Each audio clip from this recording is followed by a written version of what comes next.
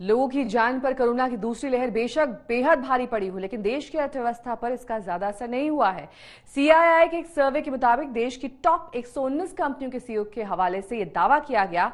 इस सर्वे में पहली लहर के मुकाबले इस बार बिक्री और निर्यात पर मामूली असर ही देखा गया है।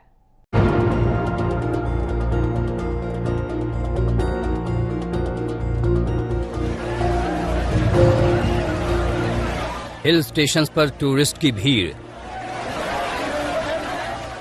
बाजारों में बढ़ती चहल पहल, ऑनलाइन डिलीवरी कंपनियों के पास क्षमता से ज्यादा ऑर्डर, ये सब बता रहे हैं कि कोरोना की दूसरी लहर के कहर से अर्थव्यवस्था तेजी से उबरने के लिए तैयार है।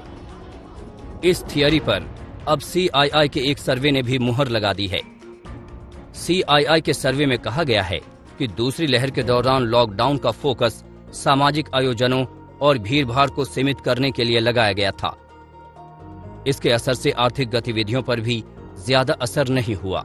जानकारों का भी मानना है कि दूसरी लहर के दौरान कारोबार को लेकर जो डर था वो रिकवरी की रफ्तार देखकर दूर हो गया है। व्यापार बढ़े हैं तो लोगों की डिमांड भी बढ़ी है और मेरे ख्याल से इकोनॉमी जो है वो एक दोबारा से पटरी पे आने की कगार पर है।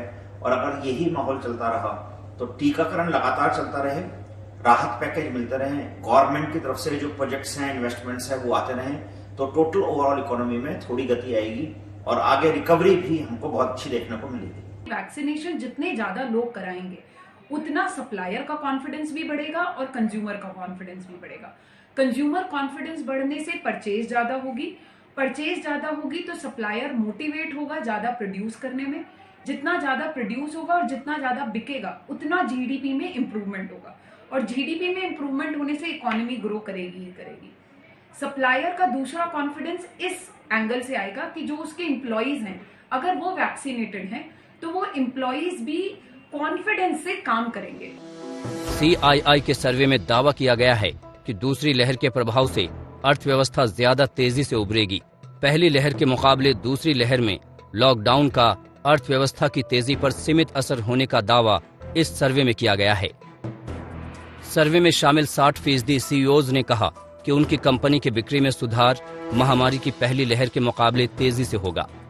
81% सीईओज का मानना है कि पहली लहर की तरह इस बार उनके एक्सपोर्ट पर ज्यादा असर नहीं होगा।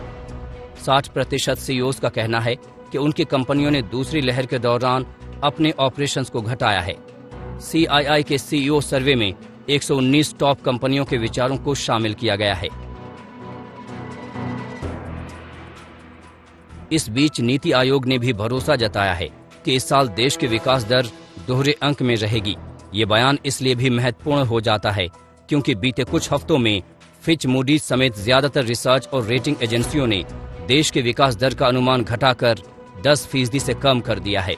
जबकि नीति आयोग को यकीन है कि अब हालात में सुधार के साथ निजी निवेश रफ्तार पकड़ेगा।